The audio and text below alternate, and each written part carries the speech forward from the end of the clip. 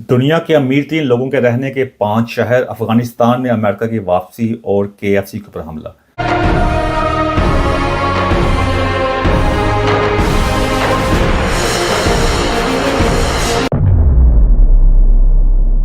आज आपको बताऊंगा कि दुनिया के जो मिलीनियर हैं वो दुनिया के कौन से 5 शहरों के अंदर रहते हैं और कौन सा शहर है जहां से मिलीनियर जो है वो छोड़ के जा रहे हैं। सबसे पहले आपके सामने लिस्ट पेश करता हूं कि दुनिया की जो टॉप 5 सिटीज़ हैं जहां पे बहुत ज़्यादा मिलीनियर रहते हैं। उसमें नंबर 1 के ऊपर आता है न्यूयॉर्क। न्यूयॉर्क के अंदर रहते हैं 3,85,000 मिलियनियर। उसके बाद सेकंड के ऊपर आता है सैन फ्रांसिस्को। उसमें रहते हैं 343,000 यानी 3,43,000 मिलियनियर। नंबर 3 के ऊपर आता है टोक्यो। टोक्यो में रहते हैं 2,93,000 293,000 मिलियनियर। उसके बाद आता है सिंगापुर। सिंगापुर के अंदर रहते हैं 243,000 यानी 2,43,000 मिलियनियर जो है। और नंबर 5 के ऊपर आता है लॉस एंजलिस। लॉस एंजलिस के अंदर रहते हैं 2,21,000 मिलियनियर। और नंबर 6 के ऊपर आता है लंदन। लंदन में रहते हैं जी 2,15,700। और यहाँ से बात शुरू होती है कि कौन सा शहर है जहाँ से मिलियनियर या वो छोड़ कर जा रही हैं। तो उस पर लंदन जो है वो दुनिया में दूसरे नंबर के ऊपर आ चुका है जहाँ से मिलियनियर छोड़ के बहुत ज़्यादा तादाद में जा रहे हैं। आपकी इतला के लिए अर्ज है कि तकरीबन लास्ट जो कहते हैं 1 साल के अंदर यहाँ से 30,000 मिलियनियर यहाँ से छोड़ के चले गए हैं। ओवरऑल जो कहते हैं 2014 से वैसे ही मामला शुरू हुए हैं, लेकिन 1 साल के अंदर पिछले 1 साल के अंदर लंदन से बहुत ज़्यादा मिलियनियर छोड़ के गए हैं।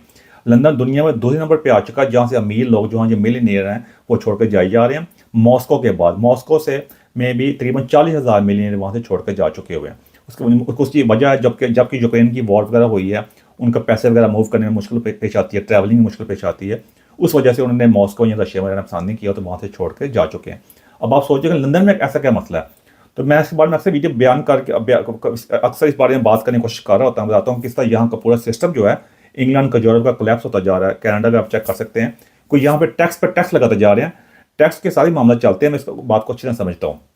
लेकिन होती है वैल्यू फॉर मनी। जब आप किसी का टैक्स वगैरह पे कर रहे हैं लेकिन अगर आपको आगे से फैसिलिटीज़ नहीं मिल रही जिसके अंदर आपकी सिक्योरिटी के मामला हैं, आपके हॉस्पिटल के मामला हैं, स्कूलिंग के मामला हैं, अगर आपका ठीक है बंदे जो हमारे बच्चों को प्राइवेट स्कूल में भेजते हैं तो आपकी इतला के लिए अर्ज है जो नई यहाँ गवर्नमेंट आई है उन्होंने जो प्राइवेट स्कूल में आप भेजते हैं उसके ऊपर भी 20% टैक्स लगा दिए उस फीस के ऊपर जो अपनी फीस उस स्कूल को पे कर रहे हैं। हालांकि यहाँ जितने भी लोग अमीर लोग अब भेज सकते हैं जो प्राइवेट स्कूल के अंदर, वो पहले अपनी कंपनी का टैक्स पे करते हैं जहाँ भी हैं, फिर अपने पर्सनल टैक्स पे करते हैं। सारे टैक्स पे करने के बाद जो पैसे बचते हैं उसमें अपने बच्चों को प्राइवेट स्कूल भेजते हैं ताकि वो कुछ बन सकें। अब उस फीस के ऊपर भी इन्होंने 20% टैक्स लगा दिया।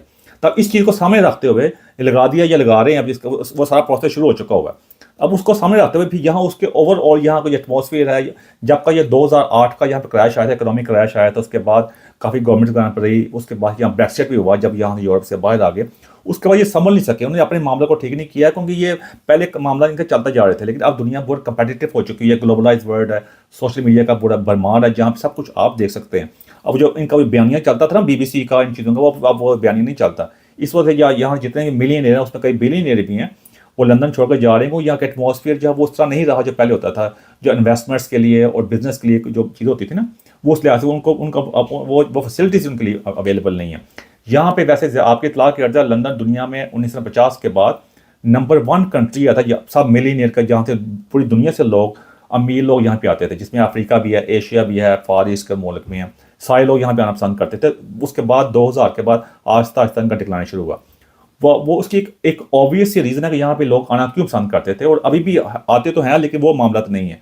वो ये है कि जो आप यहाँ के जो मामले इन्होंने कुछ चीज़ें अपनी ठीक की हुई हैं, जिसमें आप यहाँ कोई इन्वेस्टमेंट करते हैं, आप प्रॉपर्टी वगैरह बाय करते हैं, उसको ना बड़ा स्ट्रीमलाइन कर दिया, ना बड़ा एक बड़ा स्मूथ कर दिया हुआ है। यानी आपको ये नहीं होता कि अगर आप यहाँ प्रॉपर्टी खरीदी है तो आप उस मुल्क में नहीं रह रहे तो बाद में किसी और का कब्जा हो गया होता है। जैसे पाकिस्तान में कब्जा माफिया, वो प्लाट बाय करो घर लो तो बाद में लोग किसी और ने कब्जा किया होता है। तो यहाँ पे ऐसी मामला तो नहीं है। यहाँ अगर आप 100 साल में नहीं ना आते तो आपका घर महफूज ही है, अदरवाइज का कोई और बंदा वहाँ एंटर ना होगा। स्क्वैटर्स जिसे कहते हैं जो एंटर होते हैं, लेकिन वो अदालत के जरिए आपको बाहर निकाल सकते हैं। वो कब्जा माफिया नहीं होता, वो वैसे जो बेकार लोग नहीं होते जिनके घर वगैरह नहीं होते तो वो भी किस तरह एंटर हो जाते हैं, कई दफ़ा रहना शुरू कर देते हैं जो घर खाली होते हैं वहाँ पे। तो उसमें मामला ये है कि ये चीज़ें हैं जिस वजह से यहाँ पे लंदन में इस तरह का मामला पेश आए हैं कि यहाँ से लोग निकलना पसंद करते हैं कि बड़े उन्होंने बहुत ज़्यादा टैक्स लगा के बहुत फैसिलिटीज़ कम की हैं। फिर इतने यहाँ एहतजाज जो फ़लस्तीन के चक्कर में हो रहे होते हैं और भी कई मामले तो होते हैं जिसके अंदर यहाँ पे इन्होंने यानी जो मामला को सही नहीं किया, जिसकी वजह से यहाँ लोग रहना पसंद नहीं करते। तो ये मैं आपको समझ बता सकूँ। दूसरी बात अफगानिस्तान के बारे में है कि अफगानिस्तान में पता होगा कि 30 अगस्त 2021 को वहाँ से अफगानिस्तान से अमेरिका चला गया था। वो अपने सारे सीन देखे ही होंगे किस तरह जो अफगानी वगैरह जो है थे वो जहाज़ों में लमक के अमेरिका जाने की कोशिश कर रहे थे। या दुनिया की तारीख में पहली मरतबा हुआ कि जिस बंदे ने आप पे कब्जा किया, फिर आप नारे लगा रहे हैं कि हमने उनको शिकस्त दे दी है, जिससे शिकस्त दी है उसी के जहाज़ों से लमक कर आप उसके मुल्क पर जाना चाहते हैं। और कितने लोगों की वहाँ से नीचे गिर के जान भी गई थी, उस पर डॉक्टर वगैरह भी आए थे। और ये वही टाइम था जब हमारे पाकिस्तान के जो उस वक्त जो ISI के चीफ जो थे फैज़ हमीद साहब, वो भी काबुल एयरपोर्ट पे गए थे और चाय वगैरह पी के कह रहे थे सब कुछ अंडर कंट्रोल, सब कुछ ठीक हो जाएगा। और हमारे उस वक्त के वज़ीर आज़म इमरान खान साहब ने कहा था कि ये बाजी इस्लाम की फतह हो गई है। उस जो इस वक्त पाकिस्तान के वज़ीर दफ़ा जो हैं ख्वाजा आसिफ साहब, उसका बड़ा बयान आया था, अल्लाह ताला की हमें फतह दे दी, इस्लाम को फतह दे दी है। अब वही अफगानी है जो पाकिस्तान के खिलाफ हैं, सारी जंगें लड़ रहे हैं, जिसको हम कभी कोई बात कहते हैं, कभी कोई बात कहते हैं। ना हमारे भाई इंडिया से नहीं बनती थी, अब हमारे अफगानिस्तान से बनती है। वो अफगानी है। अब भाई आपके तलाक ले अर्ज़ है। ये वजह जब हम हर जगह मज़हब का इस्तेमाल करेंगे, फिर जो चीज़ बीज बोएंगे ना, जिसका बड़ी देर का इस्तेमाल करते जा रहे हैं, वो बीज में से आप फसल भी नहीं उगती। ये मज़हब का जो बीज बोया था ना, काफ़ी पुराना चलता आ रहा था, फिर उसकी बड़े बड़े दरख्त बहुत ज़्यादा बीज बोए थे ज़ियाउल हक ने। फिर आहिस्ता आहिस्ता थोड़ा सा मामला कम हुए, लेकिन उसके बाद बहुत ज़्यादा बीज बोए गए। अब वो ज़मीन भी इस काबिल नहीं रही बीज बोने की, इतना ज़मीन ख़राब हो चुकी है, इस वजह से हम इस मकाम पहुँच गए हुए हैं। तो अफगानिस्तान में मैं बात मुख्तसर यही है कि बगराम जो एयर बेस है, वो जो मैं बताया था, जो उस वक्त जब सारे छोड़ के गए थे, तो उसमें जब अमेरिका यहाँ से गया था, जिसको हमने भाई इस्लाम की फतह कह दी थी, और मैंने उस वक्त भी कहा था इस्लाम की फतह नहीं है, उनका सूट करता है, उनके अपने मुल्क के मामला में इलेक्शन वगैरह होते हैं, उन्हें उसके मिनट को पूरा करना होता है। तो वो इतने पागल नहीं है, सुपर पावर है दुनिया की, मामला ख़राब उनके साथ भी होते हैं। तो वो बहुत ज़्यादा पीछे अपने असला वगैरह छोड़ के गए थे, उस चीज़ को अरबों डॉलर का। तो वो जिसके अब यहाँ पे नई हुकूमत आ चुकी हुई है अमेरिका के अंदर, तो उनको वापस लेना चाहते हैं। दूसरी बात ये, कोई चाइना का खतरा है, कोई चाइना का वो बहुत बड़ी दुनिया की एक ताकत बन चुका है टेक्नोलॉजी में, इनोवेशन के अंदर और असला की तैयारी के अंदर एक लिहाज से, जो पूरी दुनिया की तारीख में ऐसा नहीं हुआ कि 20-25 साल के अंदर कोई मुल्क जो है वो एकदम इनके बराबरी पे आगे पहुंच गया, जो आज तक पहले कहीं मुमकिन नहीं हो सका। फिर चाइना के अंदर जो न्यूक्लियर प्लांट है वो भी इनके पास ही है। बगराम जो एयर बेस है, वहाँ से चाइना के जो जहाँ में न्यूक्लियर वगैरह चक्कर है, जो सो कोल्ड है, वो 1-2 घंटे की फ्लाइट ही है। तो वो इसको काउंटर करने के लिए चाइना एक बहुत बड़ा थ्रेट बना हुआ है, इसलिए इस वक्त वेस्ट के लिए, अमेरिका के लिए। उसको काउंटर करने के लिए उनका बगराम एयर बेस जो है उसको लेना बहुत ज़रूरी बन चुका है। बल्कि वहाँ पे आहिस्ता आहिस्ता वहाँ पे आना भी शुरू हो गया, मुज़ाकरात शुरू हो चुके हुए हैं। तो तालिबान भी उसके लिए राज़ी रूज़ी हैं। पाकिस्तान जो है ना, वो दरमियान से वो एक नई खिचड़ी बन रही है। मेरी आप बात लिख रहे हैं कि एक नया कोई मंजरनामा आपके सामने बहुत जल्द नमूदार हो जाएगा, जिसमें एक खित्ते की सारी तस्वीर कशी जो है ना, सारी पिक्चर एक दो फिर चेंज होने जा रही है आहिस्ता आहिस्ता। उसके लिए ग्राउंड वर्क शुरू हो चुका है। अब थोड़ा इंतजार करें, वो लंबा इंतजार को नहीं करना पड़ेगा, ये मैं आपको बता देता हूँ मैं आपको। अब अगली बात करते हैं KFC के ऊपर हमले की।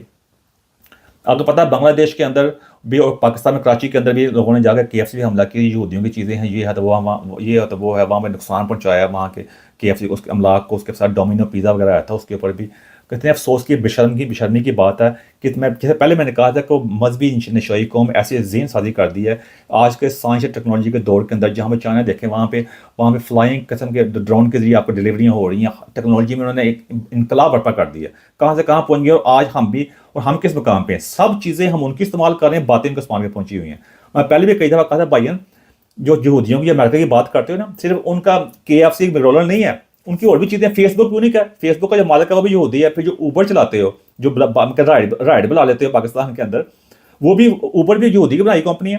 तो देखा जाए तो और भी उनकी कितनी मामला आता है। और मैं कई दफ़ा कह चुका हूँ कि जो दवाइयाँ वगैरह इस्तेमाल करते हो, फिर लाइट इस्तेमाल करते हो, सब चीज़ों को इस्तेमाल करते हैं। फिर अगर सच्चे हो ना, सच्चे मुसलमान हो, अपनी तरफ जो सो कॉल अपने आप को सच कहते हो कि हम मुसलमान हैं, दूसरे फतवे लगा रहे होते हो, कम अज़ कम इनकी सब ये चीज़ें इस्तेमाल करना बंद कर दो, अपनी चीज़ें बनाओ भाइयों। उनकी सब चीज़ अपने घर में, जिस घर में रहते हो, चाहे गाँव में रहते हो, किसी पाकिस्तान में किसी अमीर घर में रहते हो या किसी मिडिल क्लास घर में रहते हो, अपने घर का चक्कर लगाओ ना जरा।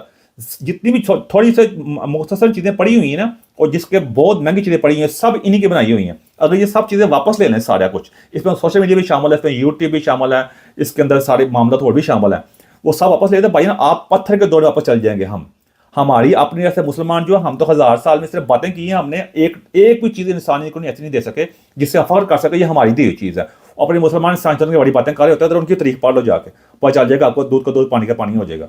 तो मामला यही वजह सारी, क्योंकि हमारा यही मुनाफकत है। इसी वजह से आप पूरी अक्सर मुसलमान दुनिया देखते हैं, जो गरीब मुसलमान मालिक हैं, उनके पास हीरोज़ वगैरह नहीं है। इस पर मेरी लादा वीडियो वैसे ऑनलाइन मौजूद है। कुछ बने पले नहीं है, इसलिए वो जहन में नफरत यहूदियों का नफरत, तो इस तरह के मामला डाल दिए गए हैं। यहूद नसारा कभी हमारे दोस्त नहीं हो सकते, लेकिन यहूद नसारा के मुल्क के अंदर हम डंकियाँ लगा के जा सकते हैं, जाना माल कुर्बान करके, उनकी नेशनलिटी भी ले सकते हैं, वहाँ चाहे बेनिफिट भी ले सकते हैं, उनकी चीज़ें इस्तेमाल कर सकते हैं, हमारे दोस्त नहीं हो सकते। अजीब किस्म की बातें।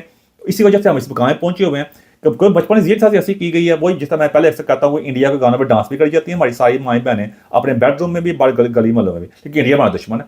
ये भी चक्कर है। तो ये मामला भाई, ये केएफसी में अफसोस का मुकाम है, क्या मैसेज दुनिया को दे रही है, यहाँ पे इन्वेस्टमेंट कैसे आएगी, ये तो हमारे ताकतवर हिसाब से सोचना पड़ेगा। लेकिन उनके उनके अपने उन्होंने कुछ और सोच के रखा हुआ है पाकिस्तान के लिए कि उनको ये चीज़ सूट करती हैं, कैसे मामला होते रहे, कौम जो है आपस में ऐसी उलझी रहे, रोज़ कोई ना कोई नया मॉडल भी लॉन्च होता है। चाइना के बाकी मुल्कों में नई टेक्नोलॉजी की चीज़ें लॉन्च होती हैं, नए सॉफ्टवेयर आते हैं, आर्टिफिशियल इंटेलिजेंस आती है, यहाँ पर नया मॉडल भी लॉन्च होता है बेशरम सा मुनाफिक आके, जो झूठे किस्से कहानी सुनाता है आके, उनके उसके मिलियन फॉलोअर बन जाते हैं, उसने आगे वो मज़हब का नाम लेके जोर से मुझे झूठे किस्से कहानी सुना दो आके, होशरबा कहानियाँ जिससे अकल दंग रह जाती है, लेकिन क्या मानने वाले मौजूद है ना, उनको पता है। तो ये वजह, ये हमारे हुक्मरानों को, हमारे ताकतवर हजरात को चीज़ें सूट करती है, और मेरे जैसा बंदा को बताने की कोशिश करता है कि भाईजान हमें साइंस में, टेक्नोलॉजी में, इनोवेशन के अंदर, रिसर्च में, एजुकेशन में, एआई में आगे आना पड़ेगा। तो हमारे जैसे बंदों पे फतवे लगाते हैं, और कुफर के फतवे लगाते हैं, अगर कुफर से बच जाए तो वो लगाते हैं गद्दार हैं। इस तरह मामला तो होते हैं। अब मैं क्या कह सकता हूँ आपके सामने, मैं तो ये कहता हूँ भाईजान कोई ऐसा बीज अपनी हमारा सोच छोड़ें, जब मैं तो बड़ा बंदा होगा, मेरी तो भाई दिन में तेरा में कोई अहमियत नहीं है, कोई ऐसा बीज बोएं जिसके जो दरख्त हो गए ना, उससे हमारी आने वाली नस्लों को छाँव भी मिल सके और फल भी मिल सके। नहीं तो कभी वो आपको माफ़ नहीं करेंगे, हमारा दुनिया के कूड़ादान पर नामो निशान नहीं होगा। और खुद ही को कार बुलंद इतना कि हर तकदीर से पहले खुदा बंदे से खुद पूछे, बता तेरी रज़ा क्या है। एंड वो मेरी कैसी बात जब अच्छी लगी समाज चाहता हूँ मैं। Thank you very much.